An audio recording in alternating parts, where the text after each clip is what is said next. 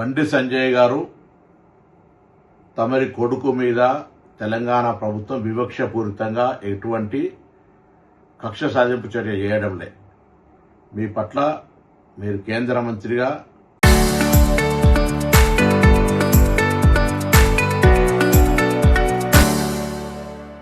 మీరే స్వయంగా మీ కుమారుడిపై వచ్చిన ఆరోపణలను నిష్పక్షపాతంగా విచారణ చేయడానికి కోరాల్సింది. మీరు దాని మీద ఏదో కుట్ర చేస్తా ఉన్నారు, సానుభూతి కొరకనే ప్రయత్నం చేసే కంటే ఆ అమ్మాయి మిమ్మల్ని కలిసిన మాట వాస్తవమా కాదా, ఆ అమ్మాయితో బాబు తిరిగిన మాట వాస్తవమా కాదా, వాటిని నిరూపణ చేసుకోవడానికి ప్రయత్నం చేసి నిర్దోషిగా అయితే నిర్దోషిత్వం నిరూపించుకోండి. కానీ మీరు కేంద్ర హోంశాఖ సహాయ మంత్రి ఉండి ఒకవేళ పొరపాటు జరిగితే చట్టం తన పని తాను చేసుకుపోయే విధంగా ఉండాలని కోరుకుంటా ఉన్నా.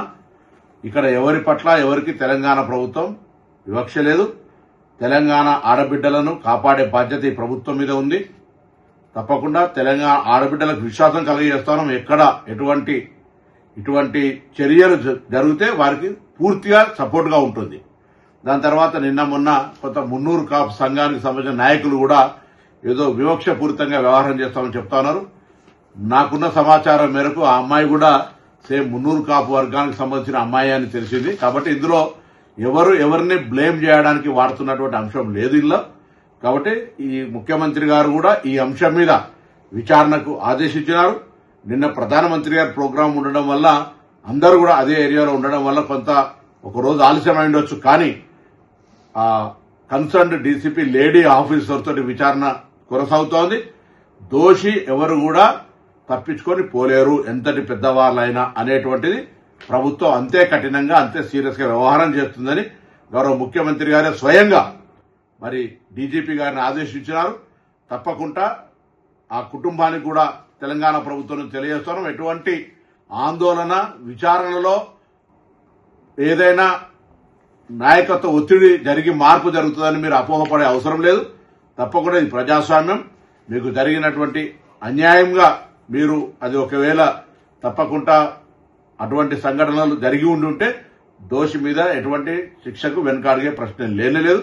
కాబట్టి నేను ఈ సందర్భంలో మరొకసారి మా పార్లమెంటు సభ్యుడిగా మరి కష్టపడి రాజకీయాల్లోకి వచ్చినారు, బ్యాక్వర్డ్ క్లాస్ అంటా ఉన్నారు. దానికి ఎక్కడ కూడా అవన్నీ కూడా ఈ సంబంధించిన ఇష్యూకు సంబంధం లేదు. కాబట్టి మీ పట్ల డెఫినెట్లీ అయితే మా పార్లమెంటు మెంబర్గా మీకు రెస్పెక్ట్ అనేటువంటిది రెస్పెక్టే. కానీ ఇటువంటి సంఘటనల పట్ల మనం వ్యక్తిత్వానికే మచ్చగలిగేటప్పుడు మనమే ఒక అడుగు ముందుకేసి అటువంటి దానికి విచారణకు సహకరించి మనం చేయాల్సి వస్తుంది. లేకపోతే అధికారాన్ని వినియోగించుకొని మనం విచారణకు అడ్డంగా పోయేటువంటి పరిస్థితుల వల్ల మనం దానికి వ్యవహరిస్తున్నట్టు వస్తే ప్రజాస్వామ్యం గౌరవించదు అనే మాటను దయచేసి బండి సంజయ్ గమనించాలని కోరుతా ఉన్నా.